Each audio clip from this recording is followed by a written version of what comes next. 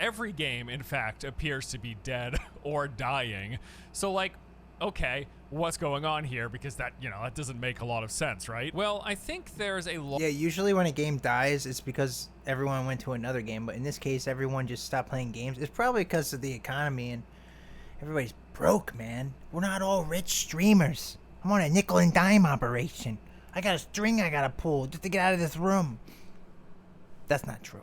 That's not true. A lot of different elements that go into this fixation on player count, but also many reasons why we continue to see example Like after Iron Man example game. of I new didn't play game this. comes out, is popular for a time, Fortnite. but then loses 70, 80, Ooh, good 90% of its players shortly thereafter. Some of the reasons are simple, like, people just stop playing Whoa. games, but some of them are a little more complex. And Wow. one assumption that I just want to clear up immediately is this idea that player count decline is a direct indication of a bad game. Just no, it's not. It can be Exactly. the consequence of a bad game if you If it- release something that people are at first excited for, and then If it's online based and the whole community leaves, it's kind of a bomb. Like, hello, Max Payne 3. Remember that one? they jump in and realize it's not so great. Yes, they will leave, and that is some of what is taking place here. But also, it doesn't matter if a game Max Payne had the awesome story, and then there was no multiplayer. If you kill the multiplayer, the game basically dies. But it doesn't mean the game's bad.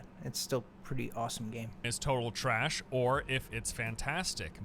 Nearly every game actually will have a rather dramatic decline in player count eventually. this? There are, of Iron course, Man? some exceptions. Games that come up and post-launch will steadily grow. Fortnite was one such a case. When Epic released the Battle Royale spin-off of their PvE Horde mode game in July 2017, not a lot of people were playing at first, but This game, it went crazy, man. I'm surprised it went as long as it did. then, in the following months, it saw massive growth, Oh. becoming, at least for a time, one of the biggest games in the world. But these are outliers, and not every game can have Fortnite or Minecraft or vanilla World of Warcraft levels of post-launch growth. And even those that do inevitably see a decline as well. The record for largest peak Of course, player you don't always go up.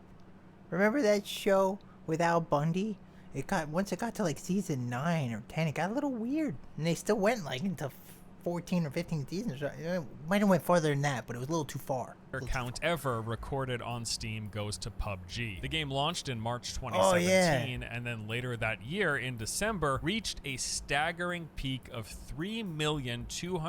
3,236,000 concurrent players. That's now, awesome. today, it is down nearly 90%. Pathetic, right? Well, no, not I'm starting to feel like this is all conspiracy too. Are they all really down 90%? Everyone just left?